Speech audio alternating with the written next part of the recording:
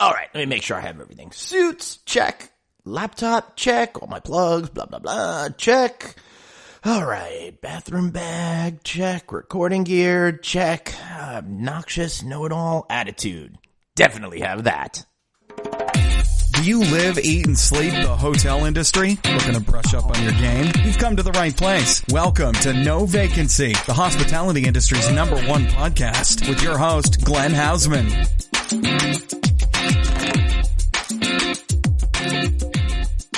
Hey everybody, and welcome back to the No Vacancy Podcast with me, your host, Glenn Hausman. You know I'm excited to have you here with me each and every single week, and more of you are joining the fun every single show that we put out. I see those numbers rising. I see the excitement happening out there, and I want to thank you all for being a part of this No Vacancy community that we're starting out there. Man, I'm having so much fun doing this show each and every week, and it's a lot because I've got great sponsors, and I want to thank Duetto for being a part of this, and this show is brought to you by Duetto, the technology platform thousands of hotels are using to make more money right now. Please go check out getrevenueresults.com, and you're going to learn by watching this video called How Hotel Management Teams Can Collaborate and Make More Money by finding out what it's like when you truly put in a revenue optimization strategy in place in your hotel. It's going to change your staff by empowering them to be more successful and deliver the results that you're looking for your bottom line. And thanks also to Red Roof for being a big sponsor of ours, and you'll hear them at the halftime break in the show. And if you haven't checked our newest shows, we finally launched the Hotel Design Podcast. Please be sure to check out Hotel Design Podcast wherever you can download your podcasts. And of course, we've got the Hotel Tech Podcast on this No Vacancy feed. And our premiere show, Checking In with Anthony and Glenn, where I'm partnered with Travel Channel host Anthony Melchiori, who's from Hotel Impossible. And we're doing a show twice each and every week to help empower your soul, empower your career, empower your being. Speaking of empowering people, my guest today in the first half of the show is a guy that really has empowered me in my life. I remember early days in my hospitality career, I was going to these events. I didn't really know anybody. I didn't really know what was going up. I didn't really understand how hospitality works.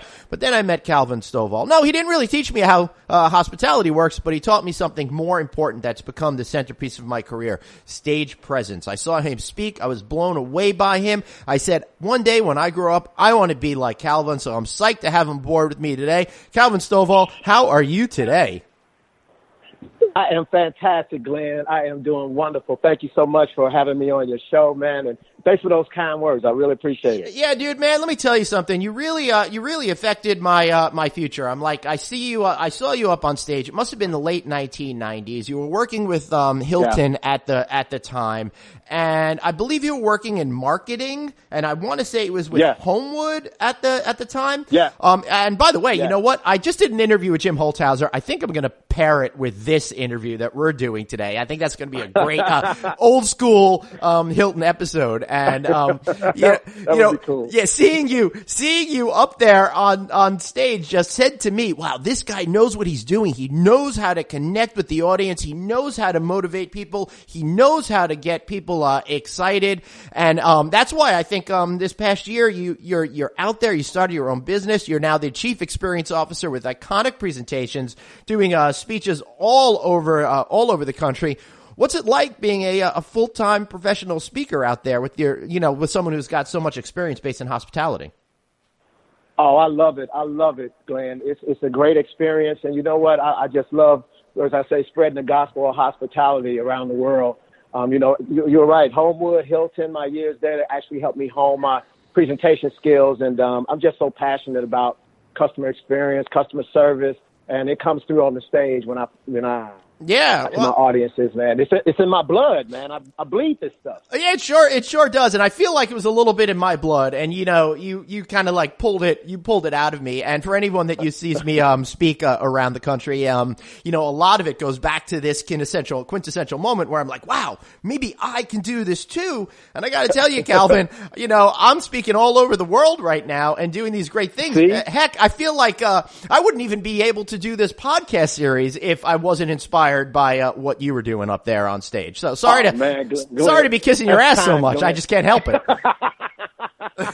That's all right, Glenn. But man, I'm glad I was able to inspire you as well. And I see you out there doing your thing too. Super proud of you, man. And you just keep it up. I'm sure you're out there making an impact. Thank you. I appreciate that. You know, my attitude here goes back to one of my most recent favorite song lyrics. You've got one life, so blaze on. And I feel like you're blazing on out there. You're helping people, you know, with these presentations and helping with coaching, both on a professional side and helping people be the best person they can be. So I thought for today it might be fun, Calvin, to talk a little bit about improving that customer experience in hotels and thinking a little bit about what you've done and how you bring all those worlds together to help hoteliers be more successful in that experience category.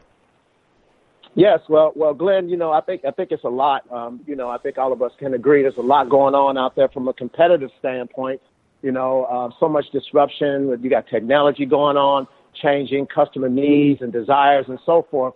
So sometimes it's pretty hard, you know, to really differentiate yourself. And I'm just a huge proponent for knowing that the customer experience is really what's going to, you know, get you to rise to the top. So I talk a lot about that, and there's a lot of components. I mean, it's really your culture that you have, making sure that you're hiring the right people, you know, making sure that your leadership is inspired and understanding what your brand is all about, and making sure that your team members are really delivering what that brand experience should be. So while there's a lot of components, I mean, I always say sometimes I think we make this the hospitality industry too difficult, because it's really about taking care of the people inside and outside of your organization, because I really believe if you don't get it right on and your customers are going to feel it if you don't have the right culture of your hotel. Right. Yeah, absolutely right. So I guess then, you know, Calvin, how do you think about creating the right culture that's within a hotel that allows employees, I guess what we're talking about is taking ownership and helping deliver that great experience that's going to connect with the customer in the right way. We all talk about how important experience is, but actually creating meaningful experience is a totally different thing. Absolutely. I mean, you can create something that somebody can easily forget. You know, and that's where the differentiation comes in, making that connection with your customer and truly understanding where their needs are, and being a great listener and making sure that you're, you know, prompt on your responses, because, you know, in customer service sometimes, you know, things do go wrong, and really how you react to that situation when they do arise can really help you actually retain a customer on the back end. But it's really about the responsiveness. And now with social media in the mix, when your customers now have a megaphone and they can pretty much tell the world how you either helped or ruined their lives today.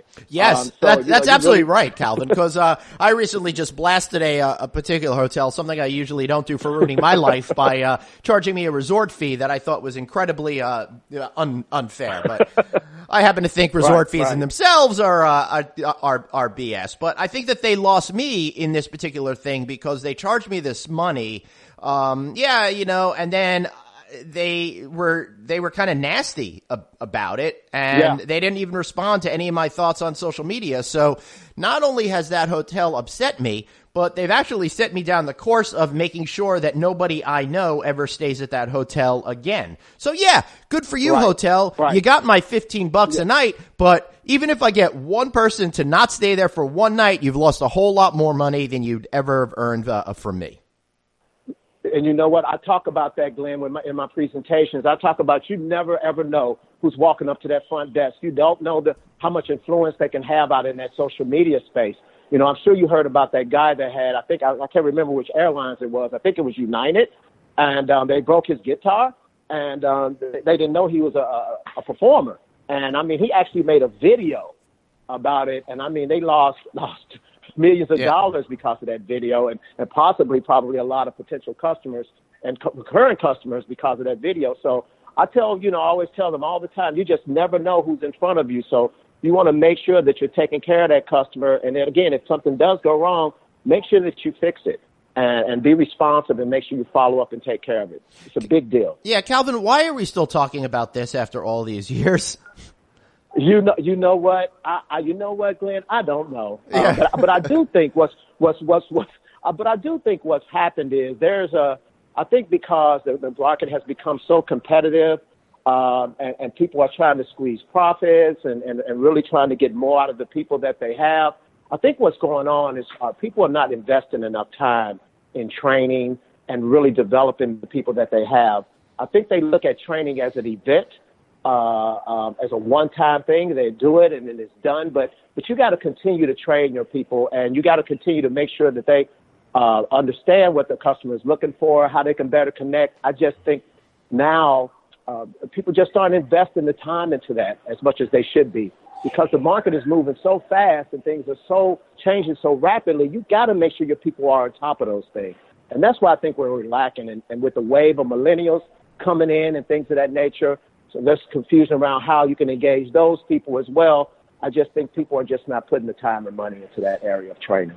Yeah, but what I'll hear is, but labor costs are so expensive, I simply can't afford to do it. Tell me why you can't afford not to do it. Exactly. I can't remember it was a saying that used to be that I can't afford to do it, and then they say, well, what about if they leave? There was some kind of quote like that. Yeah. Yeah, you know what I'm talking about. Mm-hmm. They use that all the time. What if they stay and they're not trained as opposed to them leaving? And that's where... Right. Sure I believe that was like some sort of Richard Branson quote, right?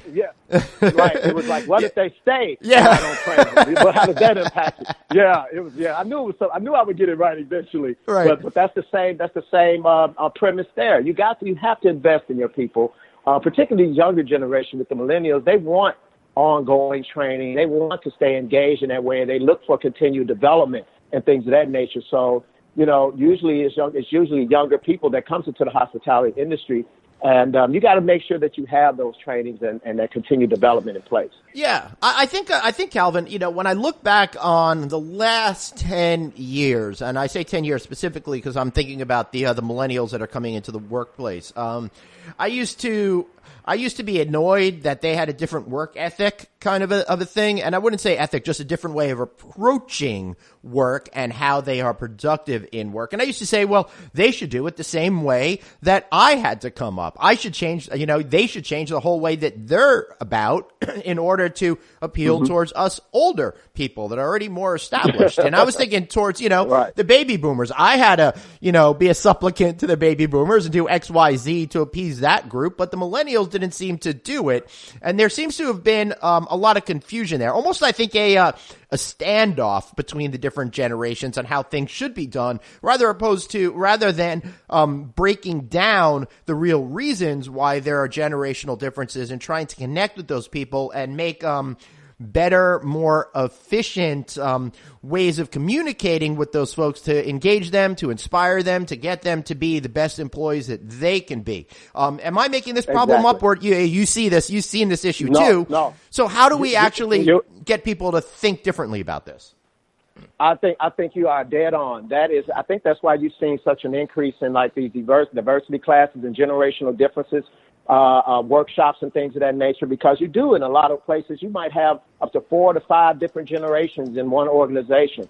And you do have to better understand, how they work and how they can work together. And that's why I'm a big proponent of strengths. And really, once you understand a person's strengths and what they do exceptionally well, it's really, regardless of the generations, you really can leverage those strengths across the people that's working there, and that's really how you can better get along. I've taken strengths before, and have worked with people that has taken strengths, and it just helps you have I guess you would say a common language that you can share across generations, because once you know that, you can actually work together, work on projects together, and it actually takes you beyond just what year you were born or what generation. But I do also think millennials, they do work differently, and I think, on our side, I'm a baby boomer as well.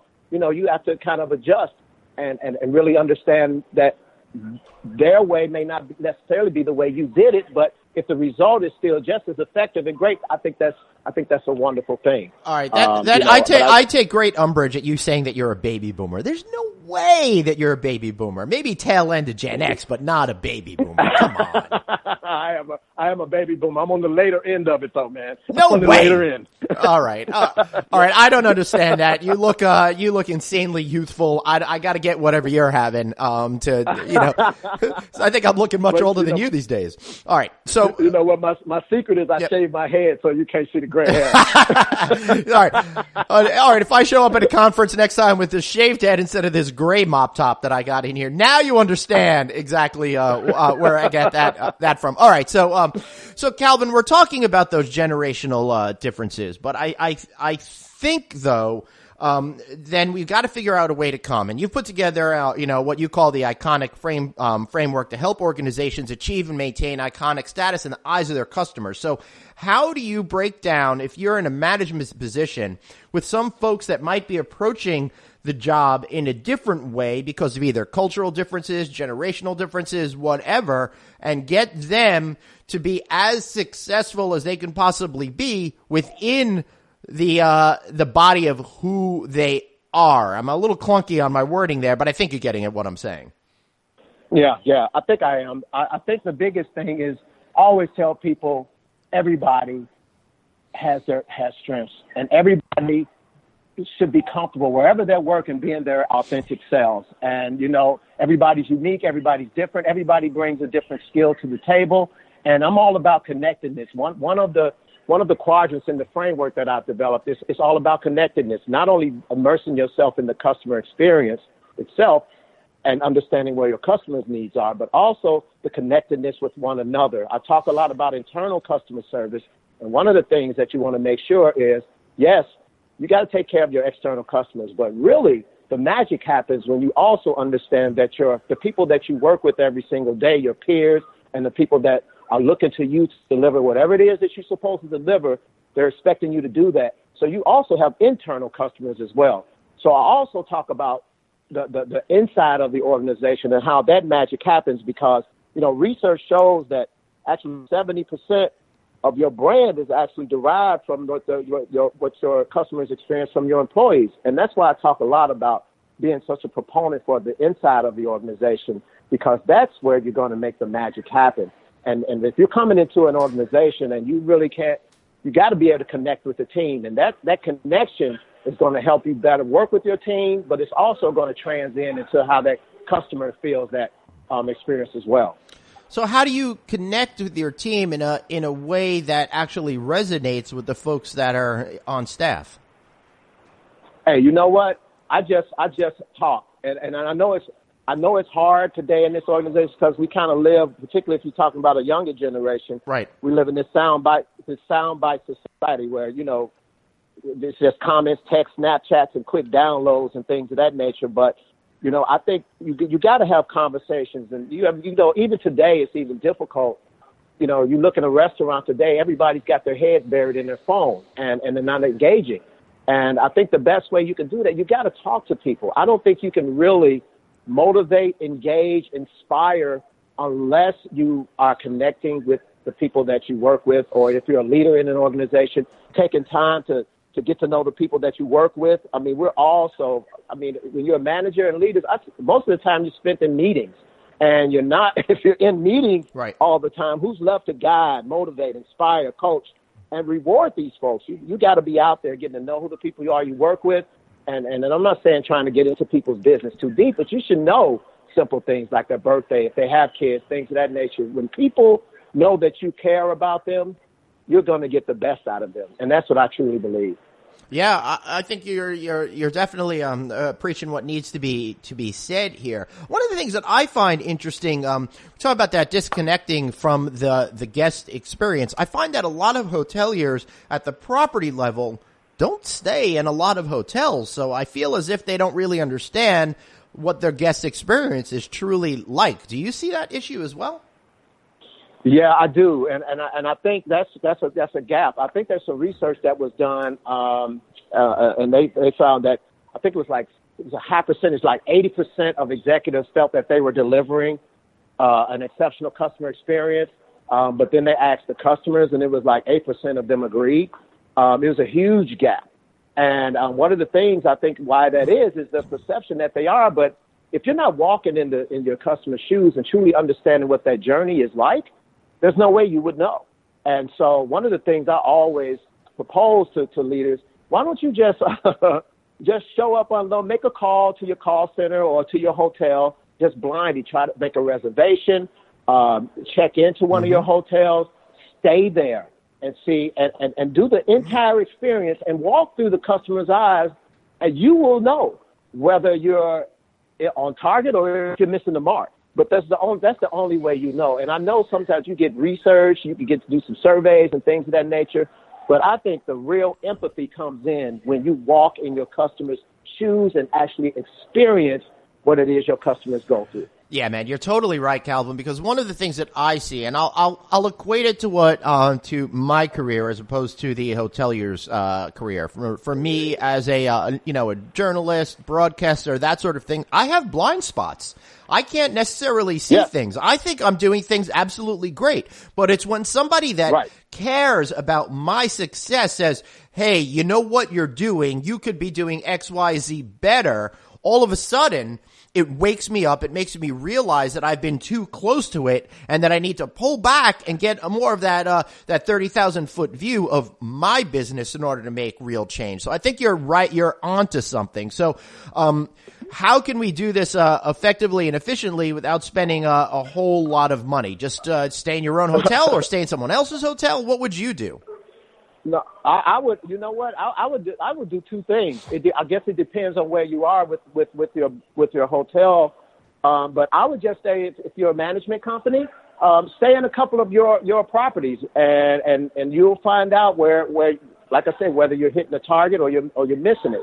But I would also, if you want to get better, one of the quadrants I talk about in my framework is being consistent. And what I mean by consistency, of course, from a service standpoint, but what I'm talking about is making sure you're future thinking and always consistently being curious and innovative.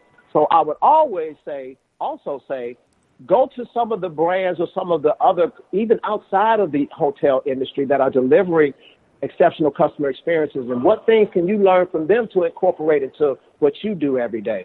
Because really, to be honest with you, you're not only being compared to the hotel industry anymore. You're being compared to anybody that delivers exceptional customer experiences today.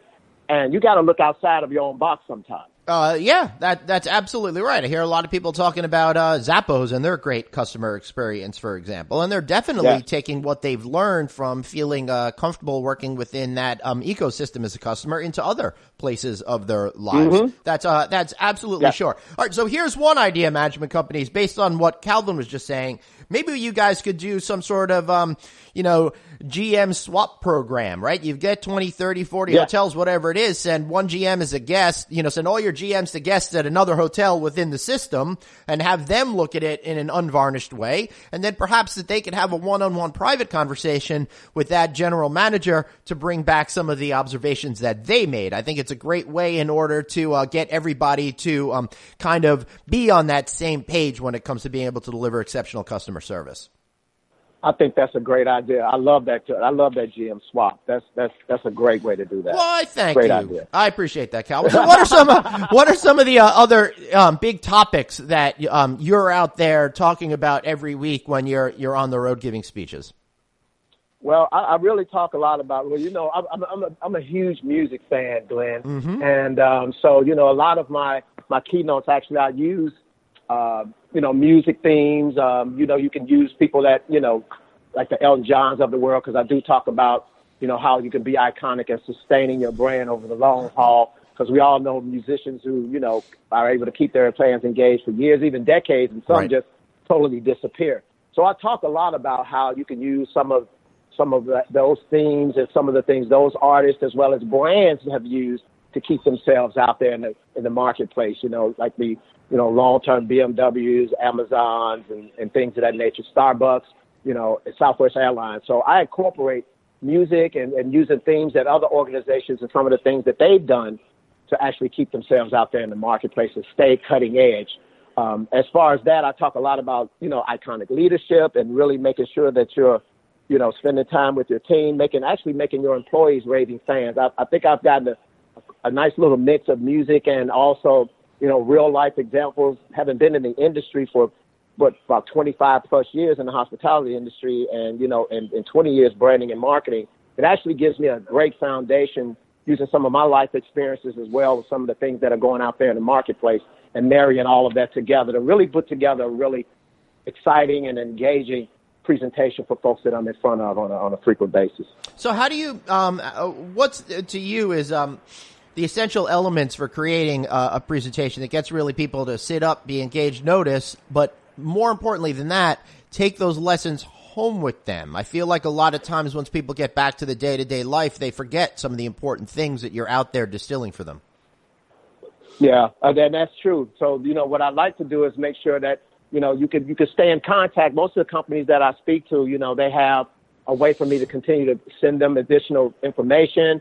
I have my website. There's a blog there, of course, that you could I add content there, and I always give them my information. So they always have access to me, and I can come back out. Sometimes, I also do, customer service workshops as well, and something called customer experience journey mapping workshops, where we can come in and look at your customers. We develop a persona of a particular target customer you have, and that's where we walk through every single interaction that they would have with your organization, and we look for interactions that could create some magic or, like I say, an iconic moment for your organization. So it's other ways other than me speaking at a platform and engaging in that way. I can really help your organization look for other profitable ways to actually connect and continue to grow your brand moving forward. All right, so I'm getting a little turned on with the phrase journey mapping with the customer experience, because in the last year I've been talking a lot about that customer journey, from that first notion that they want to travel through the booking, through the stay, through the follow-up process when they get home, all of that. But I'll tell you, Calvin, you got to keep on your toes, because when it comes to this journey mapping thing, it's really changing significantly as technology kind of changes the on-hotel experience. So how are you seeing companies try to get beyond the challenges that they're having with those touch points with the customers changing in a lot of ways from real life to digital? Yeah, that's a challenge. And you know what? I think some organizations have been able to merge both of them. I mean, you got the chat capability and other ways to book rooms and things of that nature. And I think all of those, the AI and all of that, I think all of those things have a place in the hospitality industry. But I still think a lot of people are trying to figure out where to plug that stuff in. I really talk about I think it's all about balance. And I think that technology, it has its place. Right. But I've never, ever seen anybody write on a review, my chat bot really was memorable to me. It's going to be somebody. My chat bot really made me feel warm and welcome at the hotel. So I think all those things are important. I think there's so much technology and things going out there. I think, how some people will chase the shiny object. And I think you just got to be careful and really identify what's going to help make your customers' experience frictionless, because that's really what this is about. I think technology really helps make the booking experience and some of the things on the back end probably very convenient for the customer. But I still think once that person gets to your property, you got to have that person at that desk really, really ready to make them feel welcome with the smile, the basics of smile and the basics of welcoming, the basics of connecting. I don't think those things will ever change. Now, you will have some people that don't want to do that. Some guests just want to go straight to their room. But I believe hospitality is hospitality, and that means making people feel welcome when they come to your place. That's just where I'm at. How do you keep up on all of the changes that are out there? I'm sure you're out there reading stuff all the time, experiencing stuff, participating in things. What's your trick for being, the iconic making guru? Man, I read a lot. I'm sitting on, I go to customer experience conferences, but most of my time is spent reading, sitting on webinars. I mean, there's so much information out there today and so many great examples of companies that are doing some innovative work. And I mean, that really intrigues me. And so I always try to find a way, depending on what client I have, and I do the research and really try to understand their industry, who their competitors are, and so forth. I really try to make people in the audience think differently. So as much as I love these webinars and things of that nature, I really try to sometimes get out and I might go visit some of these places, or I might order like from a Zappos or something like that, so I can truly tell people what happened and make it real. Because you can read all that stuff, but you know how media is. Sometimes it can be glamorized, but I like to live it. And if I can live the experience, I can talk about it. Some great things and some not so great. And I like to share those with my audience because they really want the authenticity and real life examples. And I think that's what sets me apart from a lot of speakers out there. Totally. And one of the things that pisses me off most is that pretty much every hotel experience I have is great these days. So I'm not getting any horror stories to be able to share with my audience anymore. So, hotel industry out there, congratulations on doing so well, but I'm really pissed that you're screwing my storytelling abilities here. Because nobody thinks a story about a smooth check-in and a lovely stay in a clean, comfortable room. That's just not funny. But, me being tortured in some way by bad service, now that's humor. So but you know what? That's good. That's good news, though, Glenn. Yeah. Unless they know it's you coming and they want to make sure you don't get on their stage and blast them. Right. I'll be honest with you, Calvin. It's not that I ever see bad service. I see, I have experiences in hotels that I call forgettable. They're not good.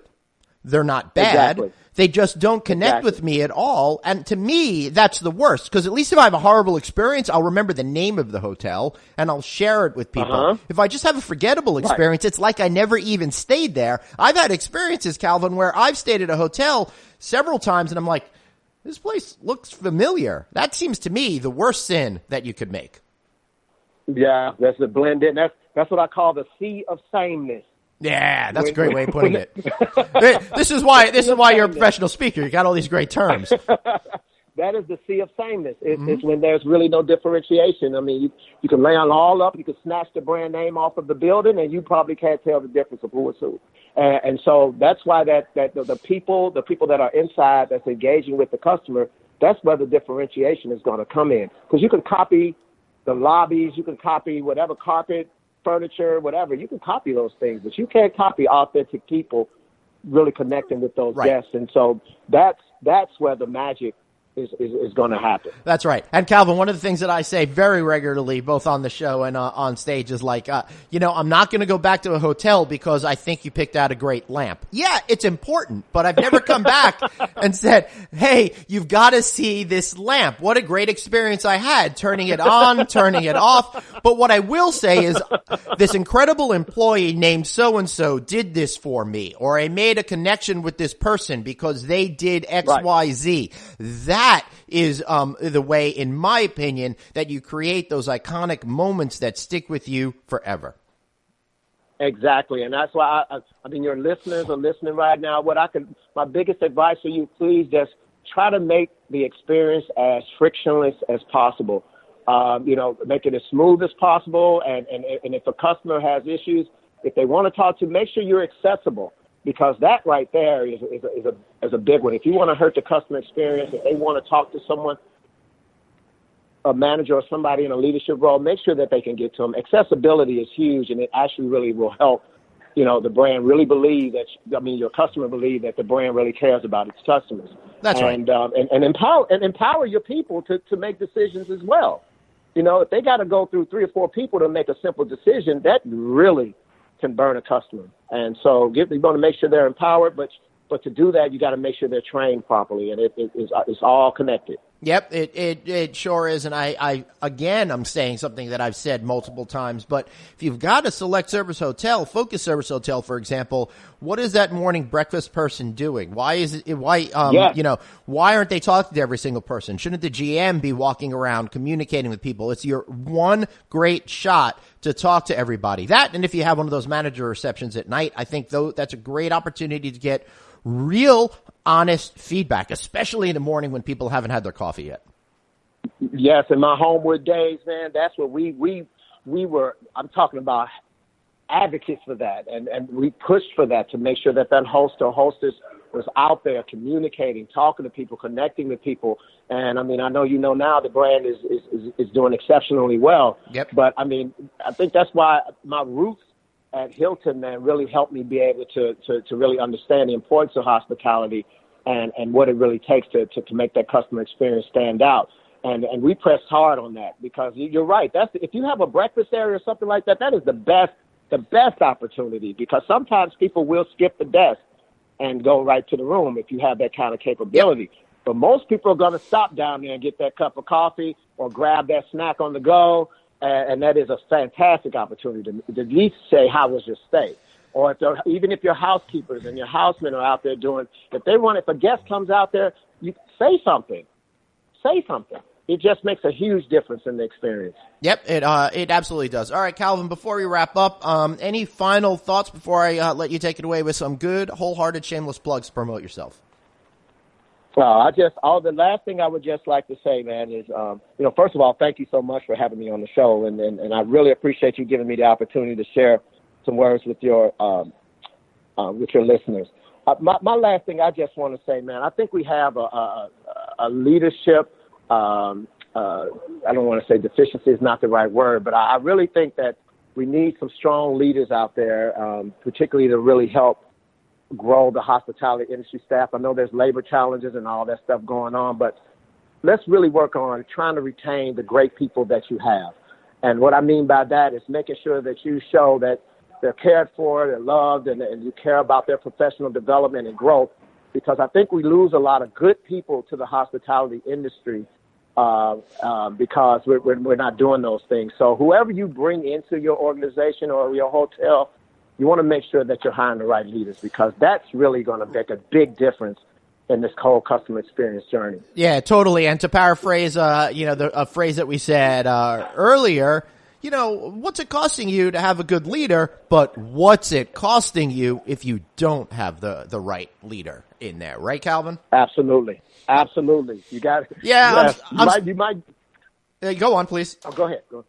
No, I was going to say you might save you a few dollars, and you might get somebody that, saved you a few bucks. But in the long run, how much is it going to cost you on the back end if you didn't bring in the right person? And that's Calvin, that's the one thing that we're not thinking enough about it. We can see on that P&L certain things, but we don't see all of the opportunities that were missed, all of the people that could have stayed with you, those people that would have paid a premium price. And I think that we only get a partial portion of this picture. And I kind of equate it, Calvin, like right now the U.S. economy is theoretically doing an amazing, but because it's doing so well, we don't see the true effect that Airbnb, for example, is having on our business, because we're experiencing record profits. So psychologically, we're geared towards thinking everything is okay, right? Yeah, exactly. And trust me, I don't think that's the case. I just think the market, like you said, the market is doing great, but I can guarantee you there are some teams out there that are struggling, and there are some leaders out there that's probably not in the right seat. So I just encourage you, if you're running hotels and you want to make sure you just have the right folks in place leading the team that's delivering the experience that you want them to deliver. That was super. I think this has been incredibly jam-packed with great information. So help me wrap this up, and let's get some of those points out there again. Number one, you've got to create great experiences at the property. You've got to make sure that your people are executing it, even if it costs you more. You've got to get your head out of your everyday and kind of look at things a little bit differently. And then I think, finally, you've got to understand the intangible of what you're not making as much as of what you're making. Did I get that right? Did I miss anything, Calvin? Yes, I think you did fantastic, Glenn, as always. I think that was a great summary. I got to tell you, I can't believe I remembered all that. I didn't even write it down. Yeah, you nailed it. You nailed it, man. All right, now, Calvin, you got to give some shameless plugs. How can people find you? How can people connect with you? How can people get an iconic presentation of their own at their hotel or at their event? All right, they can visit Iconic Presentations, all one word, iconicpresentations.net, or you can email me at calvin@iconicpresentations.net, or give me a ring at 952-836-5004. We'd love to talk to you and love to have the opportunity to inspire your team. Excellent. I love it. And it's been great having Calvin here today. And I am totally going to make this a Hilton reunion show. I am so running that Jim Holthouser interview after this. So everyone listening, please stick around after the commercial. It's a great interview. I had so much fun doing it. And I had an amazing time talking to Calvin today. He's one of those guys that I haven't gotten to speak to enough in my life. But every time I speak to you, Calvin, I feel so much positivity and excellence. It's just so great to suck up some of your positive vibes. It makes me feel like I'm vibrating with love and light right now. So thank you so much for that. You're very welcome, man. And thank you for the opportunity again, Glenn. I really appreciate it. All the best to you. Great. And thank you so much for being here. And thanks to everybody for listening. Now remember, on the other side of this commercial break, which you're going to listen to each and every word of, I know it, we'll be back with Jim Holthouser. Super guy, super incredibly interesting personality, and definitely an icon in the industry. Thanks for listening. We'll be right back after this commercial break. Have a question for your host, Glenn? Tweet him now at Traveling Glenn. No Vacancy, the hospitality industry's #1 podcast. We'll be right back. Hey everyone, Glenn here. So for the past couple of months, I've been sharing with you all the exciting things that have been going on with Red Roof. And today, I want to talk to franchisees looking to get in on the explosive growth of the extended stay segment. You know how much I love that segment. I'm really behind this segment. And Red Roof is getting behind this segment too with Hometown Studios by Red Roof. They're introducing it right now in a phased launch with over 30 properties across more than 20 markets with over $50 million in renovation. So they're betting big on these apartment-style studios that are going to offer the amenities guests really want today, such as upgraded decor, a kitchenette, full-size refrigerator, on-site laundry facilities, free Wi-Fi, of course, and more, and more, and more, all while continuing Red Roof's tradition of clean, comfortable accommodations at an unmatched value. And speaking of value, I'm pretty sure USA Today readers for the second year in a row named Red Roof the best budget hotel brand in America. So franchisees get that amazing brand awareness that customers already have, plus a seasoned management team and a richest-in-class loyalty program with more than 2.5 million members. And that just happens to be the least expensive for owners, too. Man, these guys are crushing it. And that's in addition to their award-winning marketing department and a dedicated website based on their fastest in-class with mobile-first technology. Finally, with Hometown Studios by Red Roof, you'll be working with a company with a franchisee satisfaction of 94%. How great is that? And those franchisees will tell you genuine relationships, real results. It isn't just some slogan, it's how Red Roof does business.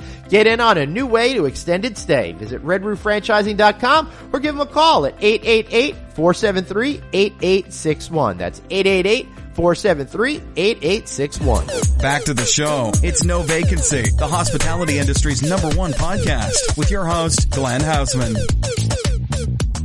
Hey everybody, welcome back to the No Vacancy podcast with me, your trusted host, Glenn Hausman. All right, so I say trusted, maybe you don't trust me at all.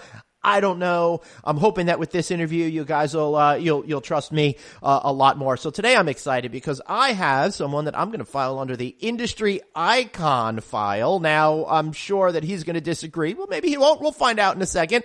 But this is a person that I absolutely love and respect, and I'm absolutely excited to have on the show. And I, of course, am talking about Mr. Jim Holthouser, who was, formerly with Hilton and now is, retired from there and working on the next phase of his career. Jim, how are you, sir? Glenn, I'm doing great. I'm glad to be here. Yeah, I'm so excited to have you here. So, I want to orient this to when I first discovered myself for some Jim Holthouser. Now, it was earlier on in my career, and I want to say it was like 1999-ish. And that was back when Hilton was still inviting media to the annual conferences and stuff. And Hilton people out there, invite us back again, please. I miss going to these shows. Anyway, I remember you were in charge of Homewood Suites by Hilton, and it was all about trying to reach 100 properties. And now, boy, how far have you come and how far that brand has come. Pretty amazing looking back on that. Yeah, absolutely. I'll tell you, Homewood was one of the most fun chapters in my entire career. And I'll tell you, not only is it gratifying to see what it's done today, but I will tell you that experience at Homewood taught me more about leadership and about how to turn around businesses, how to manage and motivate teams. I learned so much in those 6 years with Homewood. That's interesting. So, was that your first job with the company when in Hilton, or were you with them before that? I guess it was Promise before that point. Actually, I spent I started with Holiday Inn, Holiday Corp. It goes back. Oh my goodness! Wow. Yeah. And I had just started. I wanted to get in the hotel business. I was working in New Orleans, and a friend of mine called. I'd worked with before, and she said, "They hire your nerdy kind here," and it was a job in feasibility. Mm-hmm. And so that's where I got started. And unfortunately, 6 months into this, the company was sold. Right. And so I went over to the Promise, and that's where I really got started. So that must have been really scary for you, getting into this business, and then all of a sudden, all of that upheaval right out of the gate. It is because it was because I really after 6 months being in a business, you don't really have a chance to establish much of a track record.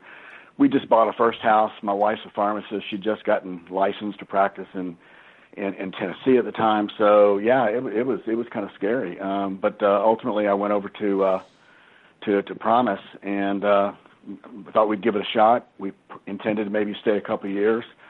And then all of a sudden, you look back, 30 years in the window, and it was just a great ride. Yeah, it sure was. And back to that Homewood portion where you really led the growth of that brand in a big, meaningful way, more than doubling the size. I think you started when it was under 100 and brought it to nearly 200 properties. And you had indicated just a moment or so ago that you learned about leadership and how to be a manager and teamwork and all of those things. What was it about your department at that time that fostered that kind of atmosphere? And what were some of those lessons that you learned?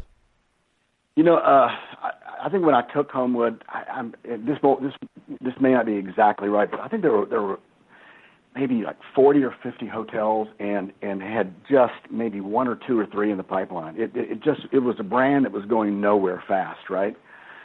So, well, it's tough to be an innovator because now we look at extended stay as such a predominant force within the industry, but then it wasn't even a footnote. No, it really wasn't. I mean, it was Residence Inn was basically the kingpin. Yeah. And that's. But outside of Residence Inn, there just weren't that many extended stay. So there were, first of all, you have to stand back and just kind of assess. And basically, what we had then, Glenn, was a brand that customers loved. It was very popular. The satisfaction ratings were off the chart, but developers weren't convinced. Number one, they didn't understand extended stay. Number two, what we'd hear is that the product's too nice. It costs too much to build. The performance isn't there to justify the additional cost. So it had a credibility issue among developers in the industry. Consumers didn't understand extended stay, although the people who stayed there did like the product. And so it had absolutely no scale. It had no money. Probably one of the biggest things I learned is that I had to first of all I had to get the organization inside Hilton or at the time Promise rallied around this idea. Because when you sit inside a big company, big franchising company with multiple brands, you end up competing for internal resources, right? Right. So what I had to do was to get the people in the call centers and IT and many things and many places, and I had to get them on board and get them excited. So one of the things that to answer your question directly, like leaders have to be builders of excitement and builders of hope, and you have to and that was one thing I learned. The second thing is everybody has to feel like they have a stake in it, and when they do, when they feel like their work is impacting something pretty special, it's just amazing what happens. How much in terms of support and results that you get inside an organization. So, that was a big part of it internally, and then externally, we started. We needed to get the word out, and so we came up with this idea of doing inside Hilton what we call development forums, and that was basically me going out with developers. Our internal developers, and they in turn would get 50, 100, sometimes 200 people in a room. Wow! And basically, we would do a pitch, and that's really where I learned to sell. I learned to speak, and I learned to sell a franchise. And so, again, part of what you're trying to do is get developers. Build the credibility, tell the story in their language, and excitement. And as I said, we're sellers. Executives are sellers and inspiration. We're sellers and hope. I like that. Sellers of inspiration and hope. I'm thinking, looking back, that maybe if you spent a little less on ducks, you would have had the budget to get there a lot quicker. But, what do I know? Yeah. All right. So, very interesting. So how do you motivate a team then, Jim, that's working with a brand that doesn't have that recognition? How do you convince them that, being that upstart is the way to really create that passion and drive your personal careers forward? Yeah. And again, I believe teams have to have a mountain to climb. And when everybody's got a mission that's bigger than themselves, I'm amazed at what people can contribute. I'm also amazed at the attitudes. As I've managed teams and bigger teams, sometimes I find that when there's a little bit of bickering within the ranks, it's simply because people have forgotten why they're there. We haven't given them a mission bigger than themselves. So as I managed that Homewood team, right? I mean, every deal would come in. I mean, we're struggling for mass, right? Every deal was important because every time we signed a franchise, the next deal was just going to be a little bit easier, right? We were really getting the brand off the ground. Right. We used to ring. I would get on my desk. We would do happy dances. we had so much fun every time there was something that came out. Where Homewood was a little bit better than Residence Inn or something, man, it was a big celebration, and we just, so part of it was fun, but everybody understood the mission of what we were trying to get done, and they also understood that those opportunities don't come along very often to really completely turn around a business and put your own personal stamp on something in such a big demonstrable way. So yeah, it was. I think that was certainly a part of it. The other thing that I learned in all this is that you need to recognize when people do a lot of great work, whether they're in the IT department, they're in the legal department, right? I always felt like I was always selling Homewood internally. I was championing that brand, right, and making people are linking their work to the ultimate success of that franchise, and so. We didn't have a lot of money in those days, but I'll tell you, there was a bar right across the street from Hilton, and we did a lot of thank you for people. We couldn't afford champagne back then, but we bought a lot of beer over there, and it was just a way of pulling people after work and thanking them and linking their hard work to the success of the business. You could have just gone over to the nearest embassy and joined their manager's reception. Nobody would have known. Yeah, I wouldn't know that brand. Yeah. So that's interesting. So once you hit that 100 mark, which is an arbitrary, number for, reaching critical mass, that or 150, was it one of those benchmarks that really you felt like once you cleared that hurdle, it got a lot easier in terms of the development community to understand what you guys were all after? Yeah, and it's just not 100 signed. It was really 100 open, right? Right. Yeah. And that's the thing I've always noticed about the franchise world, Glenn, is most, yes, you're dealing with a lot of entrepreneurs and people who are putting their capital at risk, but at the same time, they're still risk averse to a degree, and when you have a brand new brand that you've worked on. And it's unproven. The model's not that understood. You have a lot of people sitting on the sidelines, just waiting waiting to see the first 10 or 20. They want to know. They want to see a P&L. Right. They want to see real construction costs. So you really earn your stripes in those and I'd say in that first 50, first 100. I think from a development standpoint, you really need 25 to 50 before you really build the confidence. That 100 is an important number from a consumer standpoint because that's really where we've always considered that just kind of the minimum level of critical mass. So that's just really where you start appearing on customer surveys and enough customers are out there experiencing your product, seeing your product, so the name starts to catch on. So that 100 was a real important number too from a consumer standpoint. Right. At what point did you add the by Hilton to Homewood Suites? Do you recall? Yeah, because that was one of the last things I did. When Hilton bought Promise, I guess it was '99. I think that's right. Mm-hmm. And that was that was the very first brand we that we used that by Hilton extension, and it made perfect sense because the brand was still struggling with awareness and and critical mass then. And I will tell you, I just remember, this was obviously before the internet and everything else, but right. So your big electronic channels obviously were your GDSs. And I can remember the day we added by Hilton. You could just see the reservations spiking. Wow. GDSs, because all of a sudden, I mean, nobody knew what Homewood was, but they certainly knew what Hilton was. Yes, they certainly did. And now that's become kind of commonplace to add the by Hilton or other hotel company to the end of it. But then it seemed to me one of those things that was really surprising that you did it, but instantly like, duh, why wasn't this done sooner? Because it just made that much sense. Yeah, because it really gives fledgling brands a good housekeeping seal of approval, right?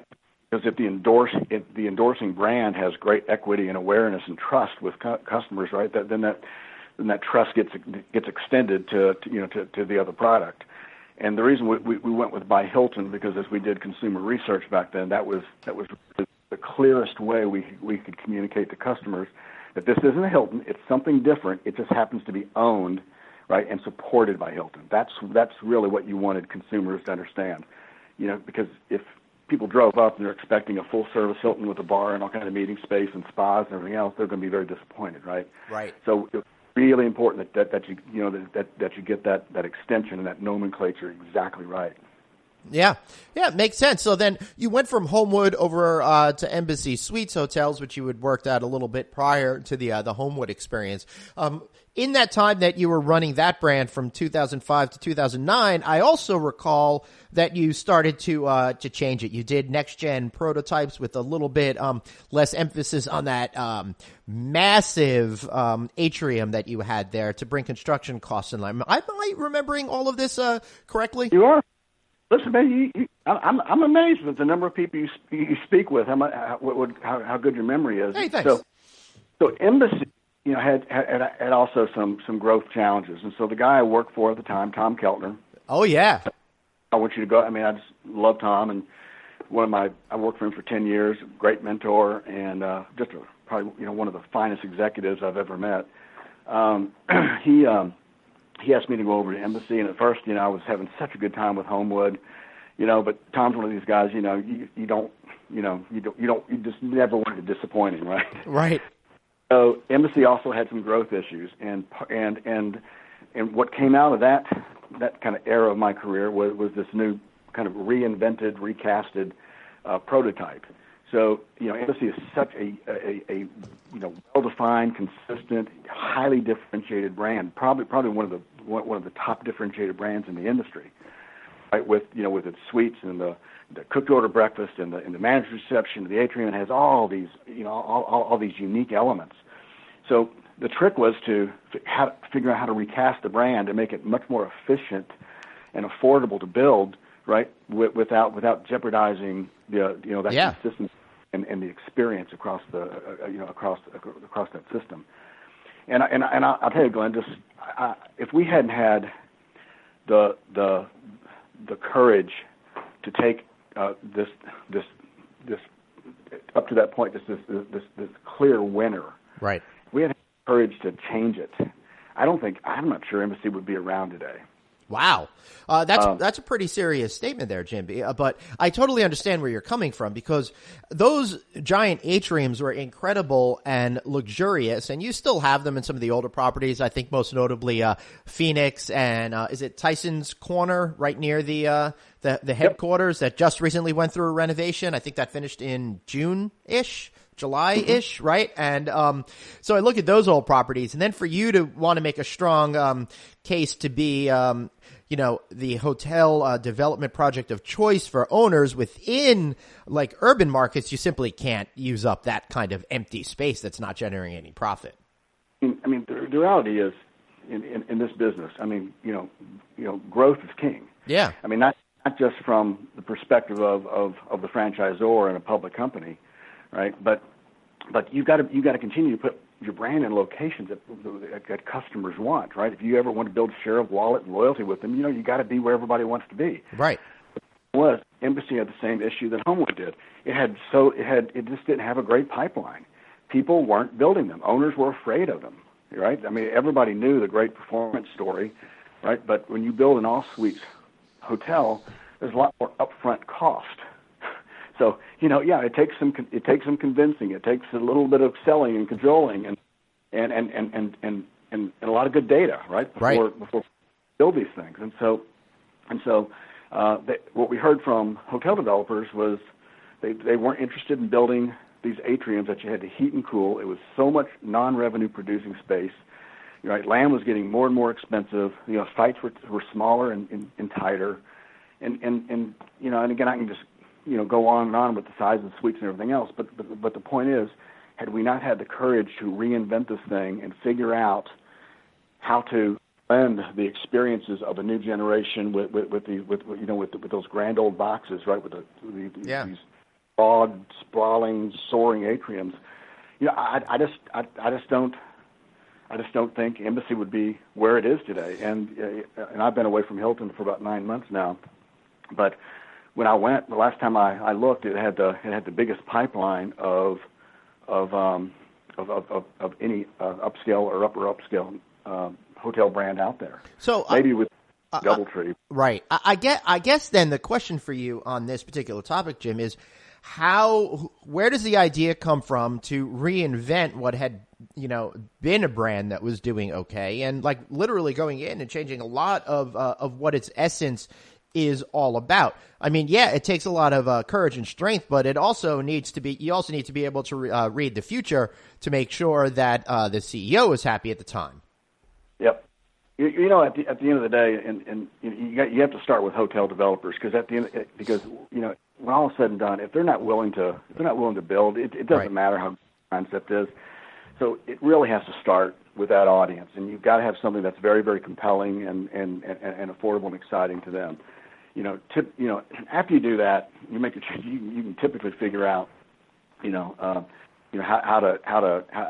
to make this work really well for the consumer. Right? That's typically, to me, it's always a little bit less challenging. But and you know this very well. But at the end of the day, you got to have something that developers love and consumers love, and if you miss that, then nothing works. But I will tell you, with Embassy, I can remember. Obviously, I had the support of Tom Keltner because the brand's growth was relatively anemic compared to the other brands that we had. So he was open to it, but there are a lot of people you have to convince, including owners, because that brand had about 5 or 6 big owners. So yeah, it can get a little political when you go around to your owners and you say, well, we want to reduce the atrium footprint, and the suite can be made more efficient, and you get some eyebrows raising, and they're like, what do you this brand's perfect. What are you doing?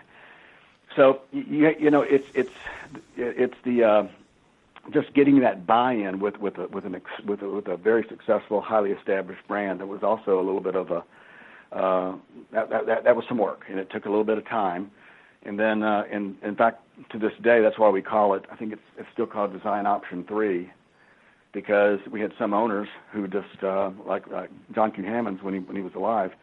He'd said, "Well, I'm always going to build the big atriums." And we said, "Fine, go build it." And unfortunately, he was the only one out there who wanted that style.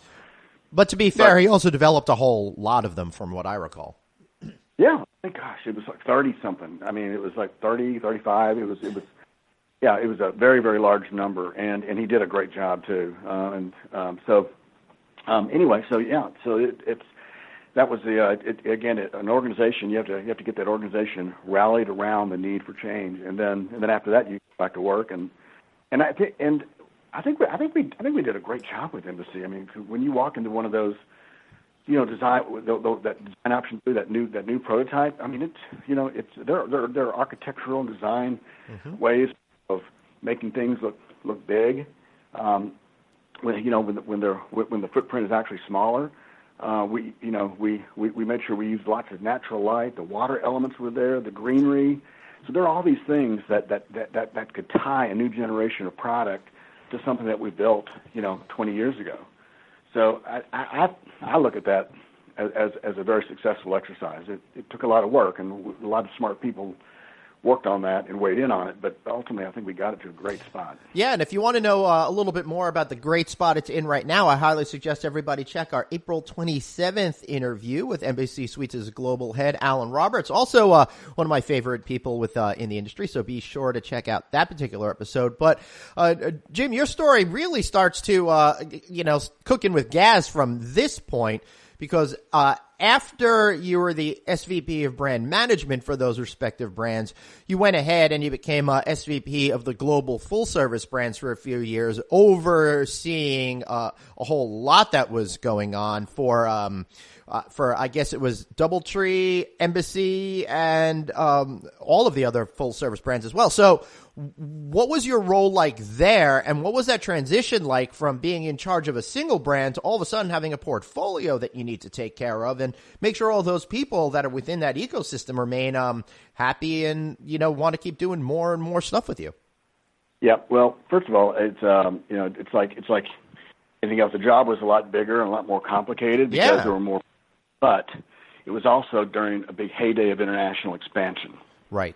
So we were learning a lot. Right. So let me put this a little bit more into context for the listeners. This is after Hilton and Hilton International finally got reunified into a single organization, which opened up the opportunity for that global development, which had been really hamstrung by operating within two separate companies for all those decades. I think I got that right. Right?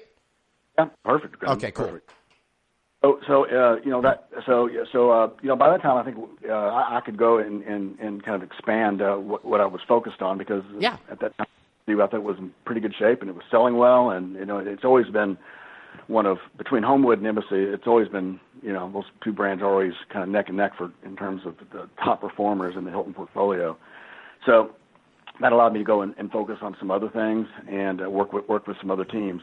And so a couple things. That's where, when you start managing portfolios, that's where you can, and you're looking at a number of brands, you can find ways of doing things a little smarter, more efficiently. And every dollar that we can save out of those marketing and program funds, you can put back into more support, more marketing, more technology for your owners. Right.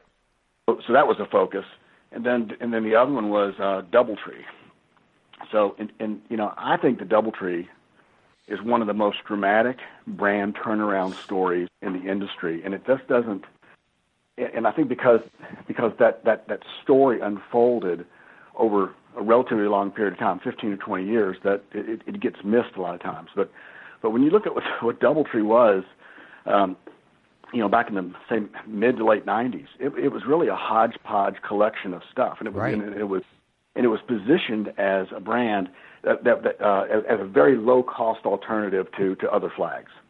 So the idea was not to be very strict about product consistency, and so consequently it was just like a collection of stuff. Had really good recognition, and of course they had the cooking and some other things. So over a 10, 15-year period, we went to work and we started doing what we know how to do, which is make brands more consistent. Right. And I think over that time, we probably, if memory serves me right, I think we had to jettison maybe 50% of the brand. I mean, we lost a lot of hotels. But then we started replacing them, right, with much better quality hotels. Right, but that's got to be scary because, to take such a chance to jettison such a considerable chunk of your system in the hopes that you'll be able to completely change its track is pretty dramatic. Yeah, particularly when you're a publicly held company and right, yeah, have a growth story and growth in earnings and everything else, right? Yeah, it was, but that's another reason things like that unfold over a relatively long period of time. But the point was you're able to replace assets, and in fact we were able to actually bring them in at a faster rate than we were losing them. So that always gives your senior management a higher degree of comfort. Right. And at the same time, you're tightening up the consistency of it, and you're bringing owners in, quite frankly, who share values closer to your own. Mm. So when you look at that, and you look at the brand today, I mean, it's still a conversion opportunity, mainly in the U.S. and in Europe. Mainly new build in Asia, but it's one of Hilton's fastest growth vehicles now. Yeah, and it's doing great. I think it's really terrific to look at, Jim. And I'll tell you, I was just at one as we were recording this interview earlier this week. In Jacksonville, Florida. I had a speaking engagement with Chesapeake Hospitality, who manages that property. What a great hotel. And it's hard to even think of it as a conversion brand because they even have like a Ruth's Chris Steakhouse there. It's really great design, really just feels super contemporary. Really like that particular hotel. And the thing is, from the owner, I mean, not only do we bring much more consistency and discipline to the brand, PIPs were getting done, but then you start hooking these things up to Hilton Honors and all these big Hilton engines, right? Yeah. And so I can remember when we first got hold of DoubleTree, I don't even think it was hitting a RevPAR index of 90. I think it was in the high 80s, maybe low 90s, but it was definitely a subpar performing product, which you'd expect. And you look at it today. I don't know. It's again. I've been away for 9 months, but it's running 109, 110 index now. Right. So you're capturing a lot more of the action in the market with a much better brand, and obviously developers are loving it. So right. Yeah. Awesome. And then your final chapter in your career at Hilton was as EVP Global Brands Marketing and Loyalty. I've always seen you as somebody that's really smart when it comes to marketing and generating loyalty. Must have been a great experience for you to really look at the entire Hilton Honors program, for example, and try to find ways to connect better with them. Oh, yeah, absolutely. And, I'll tell you, these loyalty programs, there's a lot of complexity in them. I really enjoyed at the time working with Mark Weinstein, and obviously learned a lot from him about it. But you're right. But what's important is that Honors is connected to the brands. It has to be connected to all of your distribution channels, right? And working in complete harmony. And that's really the trick of it. Yes, the value proposition has to be very compelling to your customers, but it's really syncing that up so all of this is working seamlessly and harmoniously with all the distribution channels and all the individual brands. So that part was fun. But I'll tell you, I think what I will remember most from that EVP is just the fun we had developing new brands. Yeah, cool. What was that? Which ones were you involved in? I got to assume Curio and Tapestry and that was where we got into the soft brands. So right. Curio and later Tapestry. So Curio obviously is like for Hilton upper upscale level independent assets, and then Tapestry was for upscale, so DoubleTree level. And then Canopy as well, which is more of a lifestyle luxury brand. So we did Canopy on my watch, Curio, Tapestry, True. So we saw, you probably know this. This story's probably been told a bunch, but we saw an opportunity basically to reinvent in some ways Hampton, because Hampton got its start as a kind of a mid-scale product, well positioned, well under Holiday Inn, and over time it had migrated north, really for all intents and purposes, up to that. At the very, very bottom of that upscale category. Right. So it's great to see. Yeah, because like True today is what Hampton was 20, 30 years ago. And again, for those of you listening, if you want to learn about the birth of Hampton Inn, which is really the first true select service hotel to really catch fire. I did a great interview with legendary hotelier Raymond Schultz, who created that brand back in the day. And that show's from May 7th, 2017. So be sure to check that one out as well so you can learn all about that history. So back to you, Jim. That's fascinating that you get to create these brands. So what's it like going in there with that blank sheet of paper and trying to create something that you feel that your target audience is not just going to like, but really love, want to come back to time again, and then brag about it to their friends? Yeah, and I'll tell you, it all starts with an opportunity. Mm-hmm. And when you develop a brand, there's got to be lots and lots of compelling reasons you're doing this. And I can remember sitting with with my boss, Chris Nacetta, and we knew the Hampton had vacated a spot. We started looking at how many consumers were in there.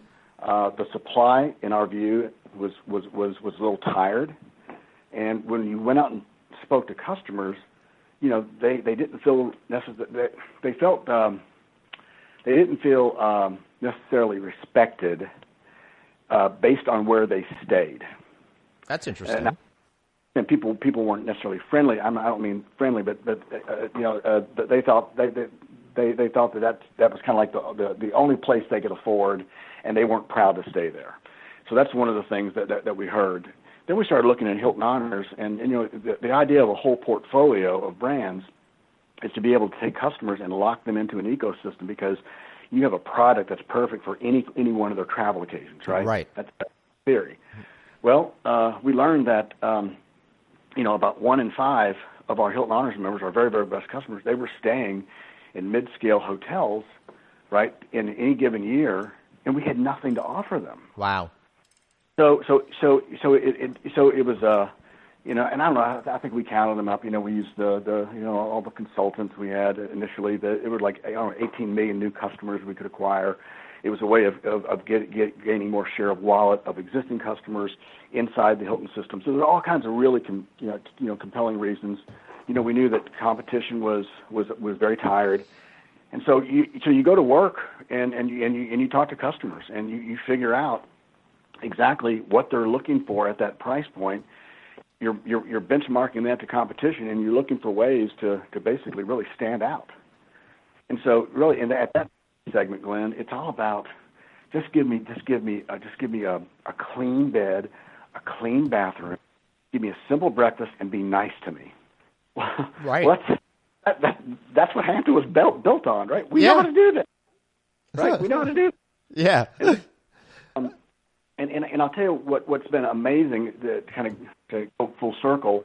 We're talking about how you get brands off the ground with developers and consumers. I mean, I've never seen adoption of a brand like that with the development community. It happened so fast. I mean, before we even had the first one open, there were just hundreds of discussions and deals and applications. It was crazy. I've never seen anything like that. So that told us, number one, the developers were seeing the same opportunity that we did to go in and disrupt a segment of the industry.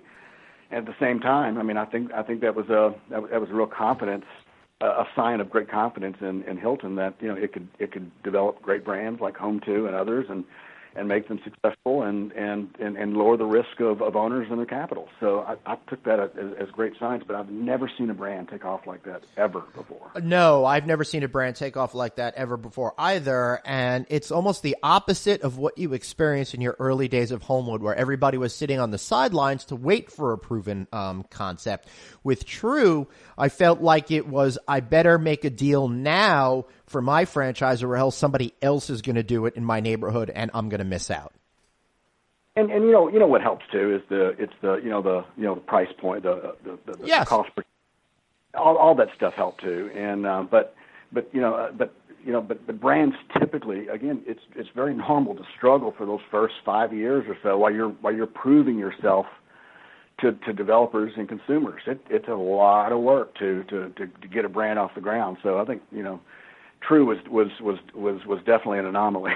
Yeah, it sure was. One of the things that we keep talking about in this conversation is loyalty and driving loyalty. So my question to you is, now that you're no longer with Hilton, where are we with the state of loyalty for customers these days? Because I see a lot of people having loyalty cards with all the major brands that affect their lives, not just in hotels. So if you're loyal to everybody, and I put loyal in those famous air quotes, are you really loyal to anybody? And how do you see that playing out in these days? Yeah, I tell you, it's you're right. That's a huge challenge for marketers, and ultimately, I think it's a couple of things. Right. I think there's a lot of growing distrust with large institutions and businesses and churches and you name it. There's just a lot of trust with consumers out there. So Right. one thing that doesn't change is you got to be able to deliver the experience and do it consistently. And it's more important now than it ever has been. You're just dead in the water if you can't do that. But at the same time, we're also living in a period of high levels of customization. Absolutely. And so so the trick, and I could see this based on about the capabilities we were building in our websites and on the app. I mean, everything is getting tailored increasingly to the individual, and I think who can do that the best and do it in the most relevant way has a fighting chance of engendering loyalty with consumers.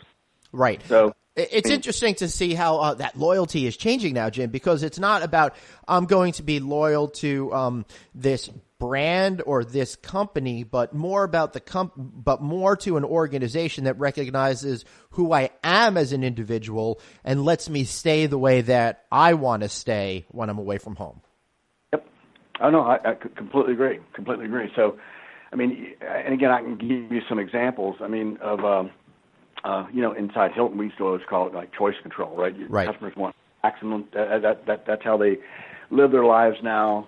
And when they stay in hotels, they want the same thing. And so, that took us down the path of several things. I mean, we now give you options in terms of various high speed. Right. You can open your door with you can bypass the front desk and open your door with your PDA, or you can go to the front desk. Mm-hmm. Has some other things that it's been talking about in the industry called connected room, right? Which basically allows you to control your environment, lighting levels, and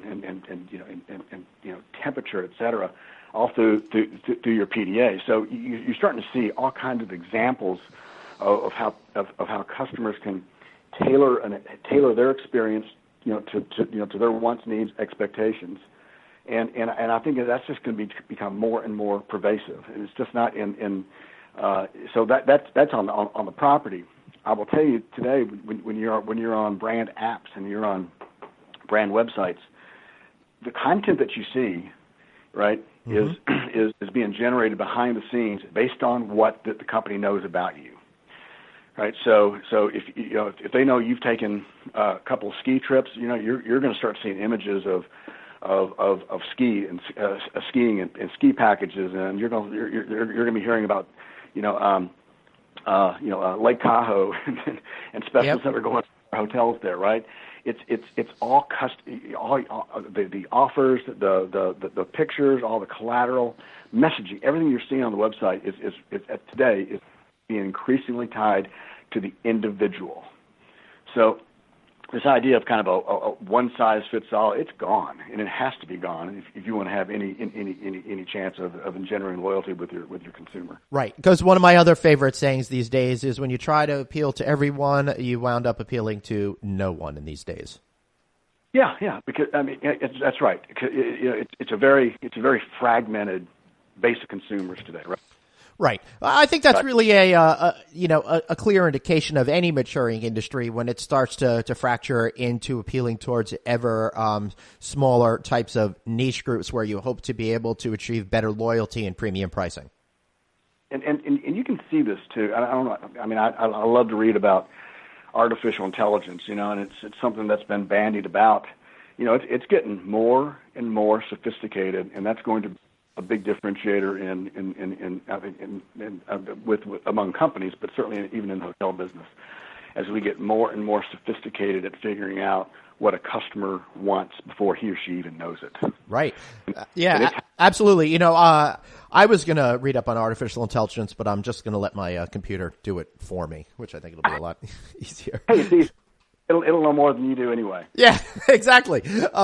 So, Jim, I don't know, are you crazy or a genius for quitting your job when you did to start a new chapter in your life? What were you thinking? Yeah, it was a hard decision. I mean, Hilton that's my family. I mean, I love the people there, and I just feel like I was able to do so much good work, and I learned a lot, and I just had these incredible experiences And but I'll tell you, I always told myself that a wise man knows when it's time to move on. And for me, I'm on the second half of 50 now, and I have many things I still want to do. Right. I thought, the easy part would just to keep doing what I'm doing, where I'm doing it. But I thought, you're going to turn around and you're going to be 68 years old, and then you won't have done all these other things that you need to do. So as hard as it was, right, it was the right thing for me. Right. But knowing how the company has grown over time and how they take care of people, I'm sure you felt comfortable that you could go on to this next chapter of your life without having to take a big, giant financial risk for your entire retirement and future. Yeah, that's right. Yeah. I mean, I worked for a long time. Yeah. And I worked for a long time. My kids are out of college now, and this is just a perfect time for us to go out and do some things that we love to do. I love it. Maybe you'll get to travel some more as you embark on this new stage. So what do you want to do now that you're out there? I mean, I know a little bit about what you're up to, but it's not for me to share. Okay. Well, I've got several things going on. First of all, I've always had an entrepreneurial bent. So I've always played in real estate. I've owned a lot of rental houses. I've built apartment buildings in the past. Wow. So I have a nice apartment business where I'm from in Kentucky, and I'm running 100% occupancy. So it's in the fastest growing county in the state. So all that says, listen, go expand it. So that's part of what I've been doing is expanding that business, and that's just been a whole lot of fun. I've been, the nice thing about doing what I did for 30 years is I know a lot of franchisees. Several of them have asked me to contribute to their funds and invest in some of their hotels. I've done that on a very selective basis, so I've enjoyed that part of it. That's a polite way of saying don't hit up Jim for money. Yeah. And I don't know if you know this. I'm a musician. I started my earliest career aspiring to be a concert pianist. Yes, I do, and I'm definitely ready to talk about that right now. So you're actually you're doing more of the public speaking thing in regards to that, incorporating music and that commitment into your speeches. Is that correct? Yep, I've been doing a lot of that. I'm also doing some recording. So I've hooked up with a nonprofit in Nashville, and they exist to preserve uniquely American music. And so I've been doing some recording of George Gershwin, some of his very technical pieces. Wow. And doing I've lived in Memphis for a long time, and I'm just not really just discovering W.C. Handy, the father of the blues. And I guess what I didn't appreciate is that the blues is like the center of American music. Oh yeah. And so without the blues, you wouldn't necessarily have jazz as we know it today. You wouldn't have rock and roll and rockabilly and country Absolutely. music. It's where it all started. So I've been playing a bunch of that, and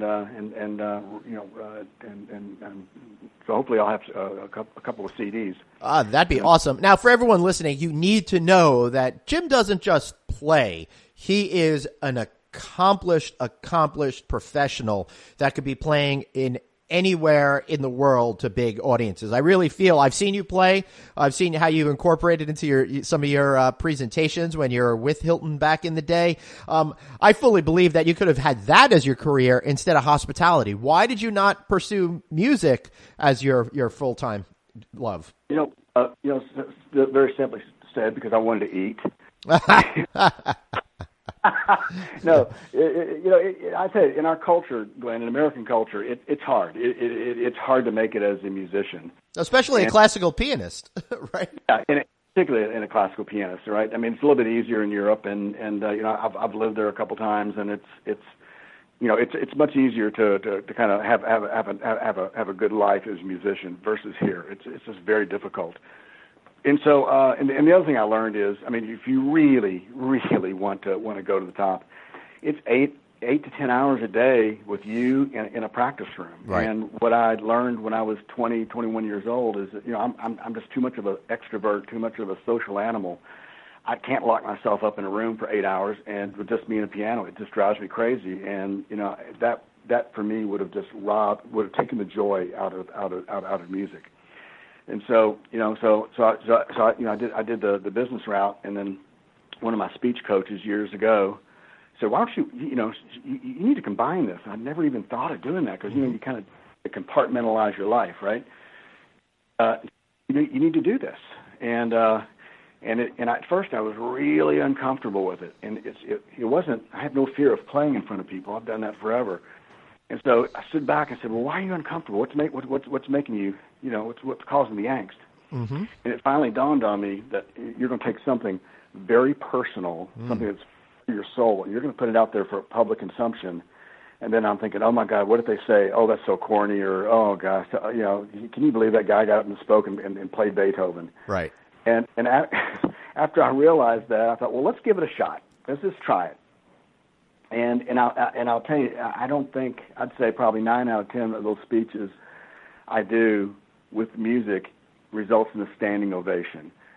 And nine speeches out of 10 that I do without a piano never result in a standing ovation. well, to be fair, 10 out of 10 speeches I do never get a standing ovation. So you're still up on me no matter what.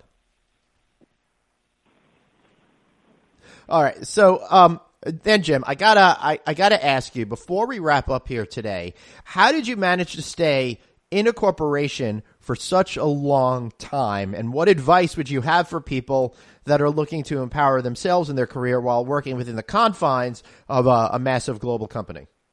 Yep. I'll tell you, I think the answer is real simple. I mean, the reason I survived was because, I kept moving around. Right. And everything, and there were always these new horizons. When I was in graduate school, I was getting my MBA. We were told, listen, you're probably going to work for yourself. You will, or if you work for companies, you're going to move around every 2 or 3 years. It was just the advent of the gig economy, and that's kind of what I left school kind of expecting, right? And then all of a sudden, I got into the hotel business. It was my second job out of school. Mm-hmm. And I end up staying, so occasionally I'd say, "Gosh, are you doing the right thing? Is this what you're supposed to be doing?" And so I learned to ask myself a couple of questions: are you having fun, and are you still learning something? And those are just two simple questions. And I do these periodic check-ins, and the answers kept coming back, yes. Right. And so part of it, as I said, I've always learned something, and I've just enjoyed the heck out of this business. But my advice is not to become complacent and stay in the same job for too long. You can move around in a big company. I think I started out in feasibility. I did a stint in market research. I think I went over there and I did some marketing roles. I did some strategy and planning roles, and did a sales role once. And then they started getting into the brand management. So I was really lucky that people were opening doors for me and allowing me to go out and learn new things. And the further up you go, up the ladder, the more of a generalist you need to be, and you need to understand a lot of things.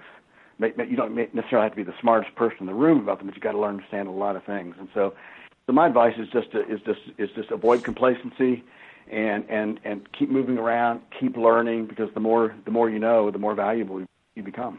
That's terrific. That makes a lot of sense. So, what was the last movie you saw? I'm sorry, you spoke up. One more time. What was the last movie that you saw? Oh, last movie. Oh gosh, let me think about that. My wife and I watched a movie last night. It was called the Guernsey Literary and Potato Pie Club. Never even heard of it. Was it good? It's just a great story. It's a World War II story about basically people coming together, supporting one another during the Second War. So yeah, that was that. I love history. I love World War II. So any movies or books on those, I just eat up. Excellent. I love it. All right, Jim. Any final thoughts before we wrap up? And this is also a good chance for you to do a good, wholesome, shameless plug. No, I just say that, one way I'm staying involved in the industry is through I've been working with a couple of companies, mainly HP Hotels, and we started an advisory council. And so I did that because I thought those guys were, I really have a lot of respect for them. They have a lot of potential in the company, and it's at a really good size where you can still shape and mold a lot of aspects of what they do. And so I've been working with them and among a couple of others, and it's just, number one, it keeps me in touch with an industry I love, keeps me in contact with people I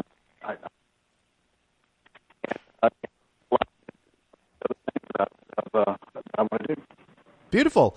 Excellent. So, Jim, I want to thank you so much for being here. Catching up with you in this way was really terrific. Normally, these interviews last a half an hour. We've gone almost twice as much. So I know that you had a lot of good stuff to say.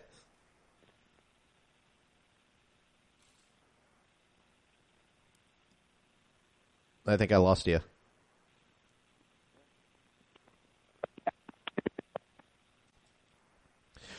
All right, so that was Jim Holthouser. What a great interview that was. I really enjoyed talking with him. So, listen, check him out. Listen to this interview, pass it around to your friends. I think there was a lot of great information in here, and I want to thank Jim again for being here, and for myself and Jim Holthouser. Thanks so much for listening, and I'll be back next week. That is unless I decide to go and become a classical pianist or something like that. Thanks, guys, and see you next week.